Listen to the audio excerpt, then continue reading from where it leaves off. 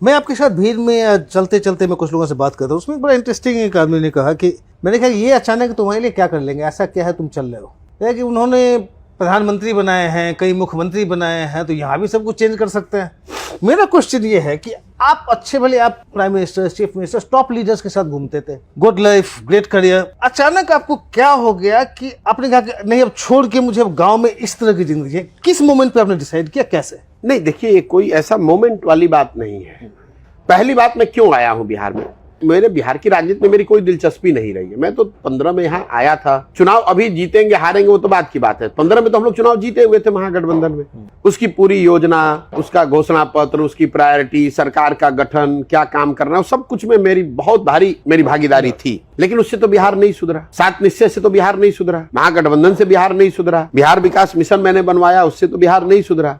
तो कहीं ना कहीं और बेहतर प्रयास करने की जरूरत है। और मुझे ऐसा लगता है कि बिहार जैसे राज्य को ज्यादातर नेताओं ने, दलों ने को एक तरह से न सुधरने वाला मानकर छोड़ दिया है। इस राज्य को सुधारने की जिम्मेवारी सिर्फ और सिर्फ बिहार के बच्चों की है। अगर हम लोग बिहार के होने के नाते हम लोग अपना राज्य नहीं सुधारेंगे तो दूसरे लोग तो यही कहेंगे, अरे भाई ये तो ऐसा ही राज्य सुधर नहीं सकता है। तो मुझे ऐसा लगा कि अगर मेरे जैसे व्यक्ति की हिम्मत नहीं पड़ेगी तो बिहार में किसकी हिम्मत पड़ेगी।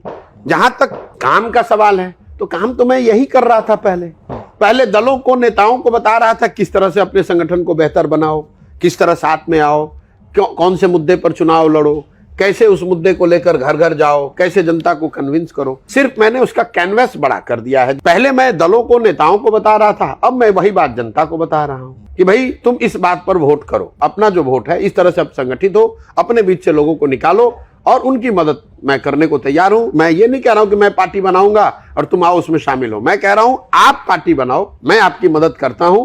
चुनाव हारने के डर से घर पे मत बैठो। साधन पैसा नहीं है उसके लिए घर पे मत बैठो। ये जाति का जो बोगी खड़ा किया गया उसके डर से घर पे मत बैठो। अगर तुम में जज्बा है, सोच है, बिहार के लिए आप कुछ करना चाहते हो तो आप आओ, इस व्यवस्था से जुड़ो, हम आपकी मदद करेंगे। एक दूसरे की मदद करके हम लोग चुनाव भी जीतेंगे और एक नई व्यवस्था भी बना